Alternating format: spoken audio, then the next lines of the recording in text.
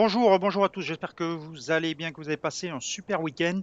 Le vendredi, donc, les chiffres du chômage américain qui sont sortis beaucoup plus forts, ou en tout cas plus forts qu'attendu, et bien sûr qui vont dans le sens d'une politique monétaire agressive de la part de la Fed, qui a été confirmée par deux discours de membres, deux commentaires des membres de la Fed après la sortie de ces chiffres. Résultat, le dollar, comme je vous l'avais dit, va plus haut et la tendance reste pleine et entière. En contrepartie, l'euro, lui, se dégringole littéralement et malgré un sursaut en fin de séance vendredi qui sont dus certainement plus à des rachats de short, on a une tendance qui est bien baissière et la parité qui reste toujours en ligne de mire. Cette semaine, on va le voir un calendrier avec l'indice ZIU, le PIB en Grande-Bretagne, l'inflation sous-jacente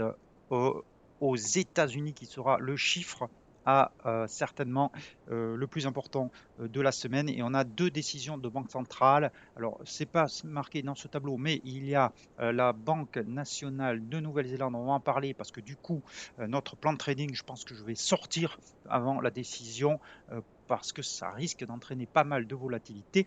Et puis, on a aussi une décision de la Banque du Canada cette semaine. Et puis, on aura les ventes au détail un peu plus tard dans la semaine. On voit ça en graphe, bien sûr, et avant ça, l'avertissement sur les risques.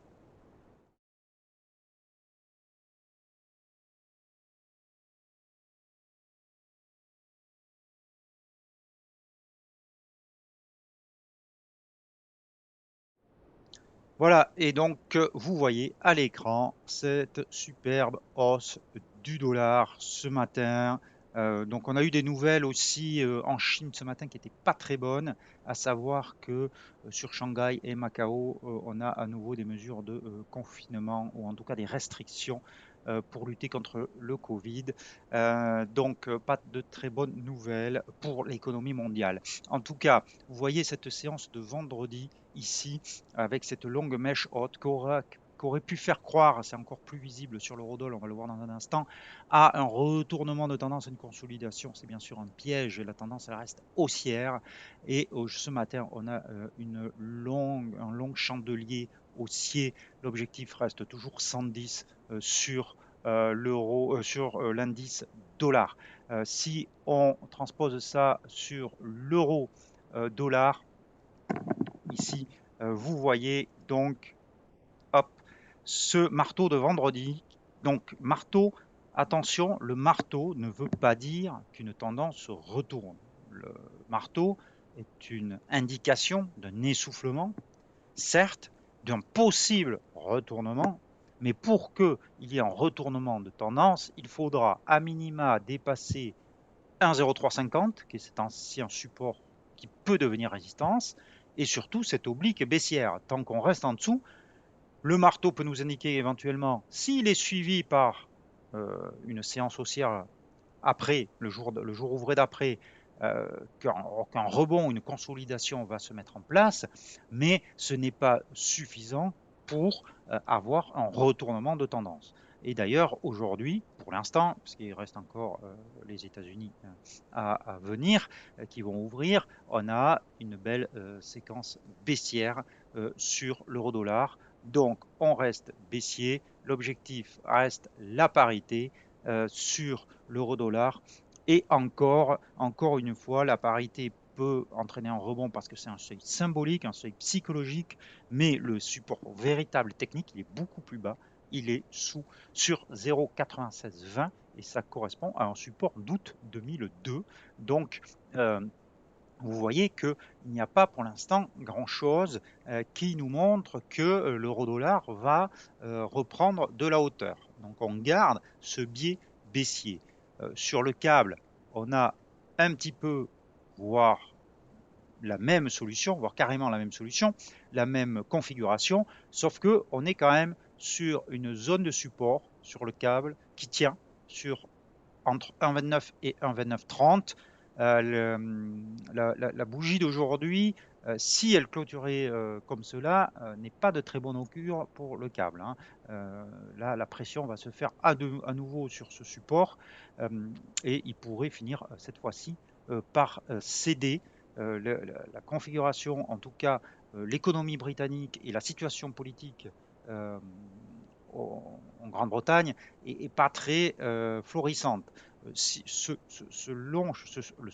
chandelier haussier, pas super long, qui c'est de jeudi et vendredi, il est suite à la démission de Boris Johnson. Alors, on a une situation en Grande-Bretagne où Johnson était sous pression depuis pas mal de semaines et les appels à la démission se multipliaient. Il a été forcé un petit peu à démissionner et donc les marchés ont salué cette décision en espérant que la situation politique s'éclaircisse un petit peu ou en tout cas soit un peu plus stable.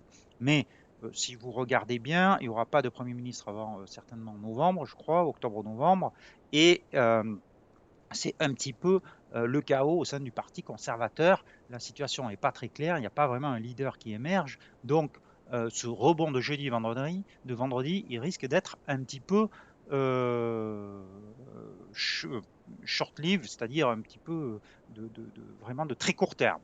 Voilà. Euh, sur les devises des antipodes, là encore, bien sûr, tendance baissière avec un support sur ici à 0,9775, 70 sur l'OSI qui est en grand danger avec ce long chandelier baissier. On verra comment ça clôture ce soir, mais si on cassait, on pourrait repasser short à nouveau sur l'OSI. Et donc sur le kiwi, je vous disais que un kiwi qui est sur ses plus bas. Donc, vous voyez, ce matin, sur le kiwi, je pense que je vais sortir, je vous disais, parce que, en tout cas, la moitié de la position, parce qu'il y a la décision de la Banque centrale demain.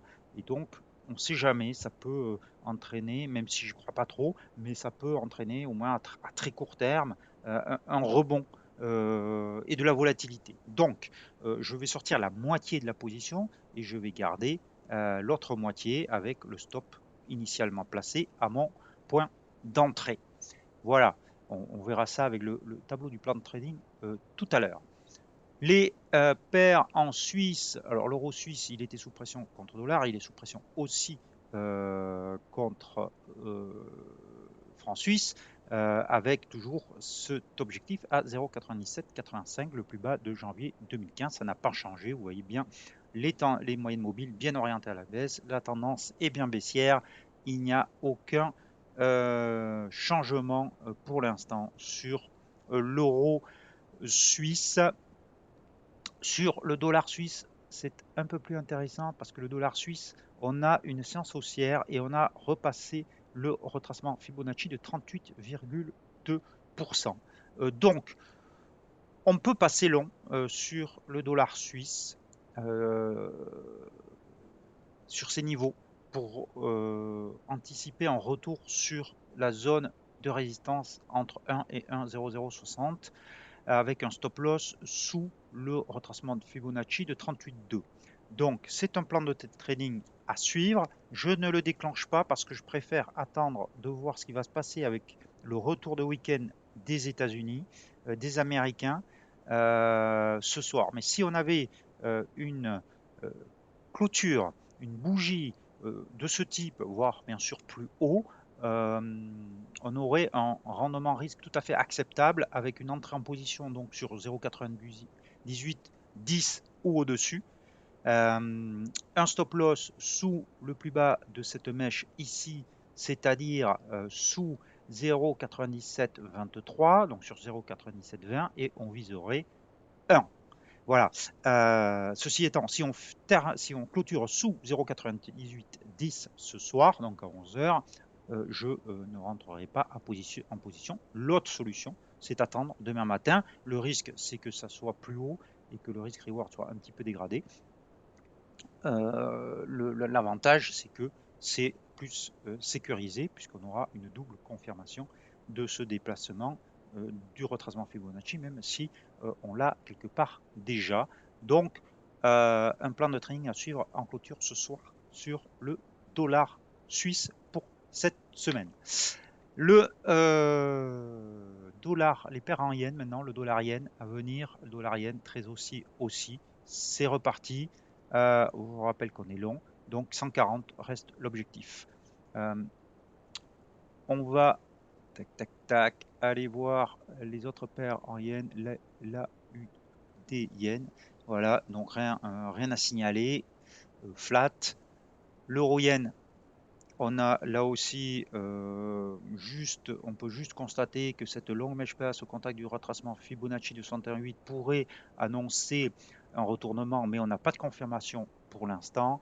Et la livre contre yen, même chose, même si on a cette configuration ici qui est assez positive, mais on reste sous les moyennes mobiles de court terme, on n'arrive pas à les dépasser. Donc rien à signaler de ce côté. Il nous reste à voir le loonie, dollar contre dollar canadien, qui est au milieu d'un range, entre, qui est haussier quand même, mais qui se rapproche à nouveau de la résistance à 1,3077. On verra si on préserve cette résistance.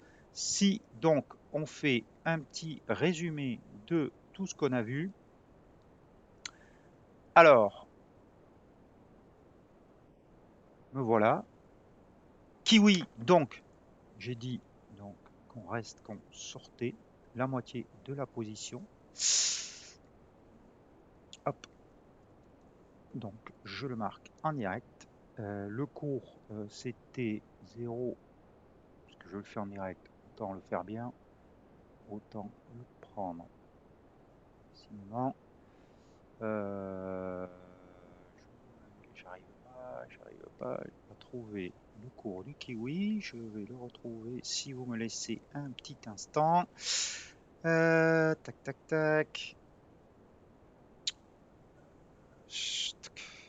Décidément, j'ai un peu de mal à retrouver mon petit.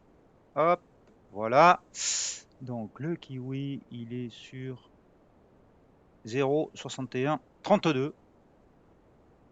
Et donc, moitié de la position, 0, hop, 61, 32 sorties. Donc, j'ai pas calculé, je vous calculerai, c'est ici d'ailleurs, 0,61, 32, je calculerai, je vous dirai demain le PNL, mais c'est simple, c'est la différence entre 0,6380 et 0,6130. Donc ça fait 180 et 60, plus de 200 pips de gain, ce qui est très joli. On est sorti donc une partie le 11 juillet, donc il y a tout juste un mois. L'objectif 2 reste 0,60, bien entendu, l'objectif final, et le stop loss sur la moitié de la position est à 0,6380. Sur le dollar yen, on reste long, l'objectif 140, on est bien parti pour. On va mettre même pas un chiffre rond, on va mettre 139,80 parce que souvent ça peut bloquer juste sous le niveau symbolique. Donc voilà sur nos deux positions et éventuellement le dollar suisse à surveiller ce soir. Voilà, je vous souhaite un très bel après-midi, de très bons trades. À demain. Ciao, ciao.